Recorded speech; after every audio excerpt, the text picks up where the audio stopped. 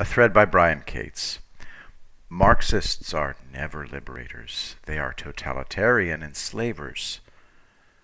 That's why they want to replace the American Revolution of Freedom with a cultural revolution, while not even being honest about what they are doing, using racism as a smokescreen. When they're done tearing down all the statues and rewriting the history of the American Revolution from being the glorious triumph it was into some sad, sick mistake that only Marx and socialism can correct, they'll be coming for your rights. Do not lie to yourselves. Don't tell yourself if we just give these people all the statues of the founding fathers, if we let them have their way, they'll calm down and become reasonable. Reason does not drive them. Appeasing them will only encourage them to attack America's foundations even harder. In other words, don't listen to people like Bill Kristol, who are at this important moment in history encouraging people to lie to themselves. Bill Kristol on July 5th tweeted, "If you don't want a left-wing cultural revolution or want to minimize the illiberal or deleterious aspects of such a revolution, I think it's pretty clear you should want Biden as president for the next 4 years, not a re-elected Trump." When is this man held accountable? Okay, sorry. Brian continues.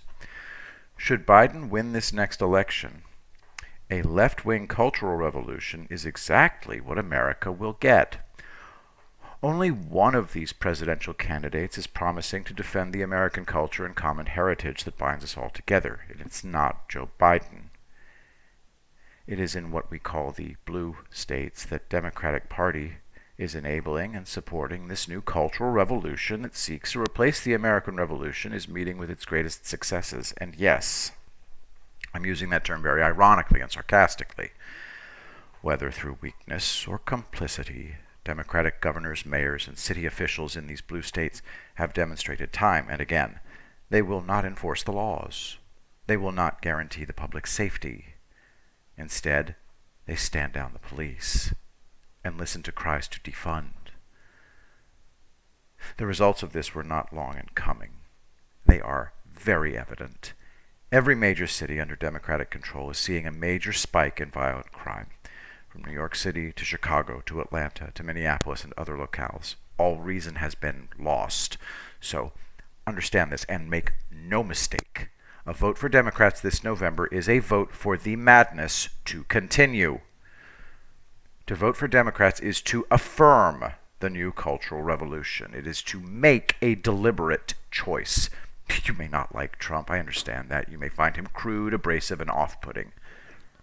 But I want you to notice that he's the only candidate running that promises the return of reason and who is making a commitment to defend the American founding. You may have heard the mainstream news media saying that the president gave a very dark and divisive speech that plumbed the depths of depravity and so on. I want to challenge you to do something. I want to challenge you, actually, to listen to the full speech yourselves.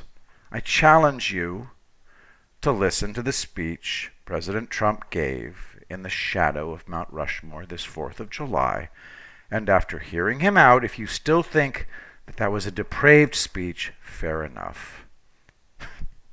This very well could be the most important election in American history. Every American voter faces an important choice this November.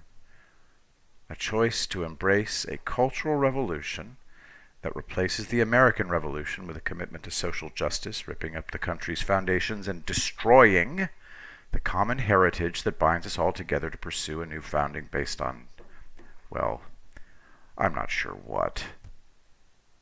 Or a choice can be made to affirm America's founding principles and its founding fathers, to defend the common culture and heritage we've received from them.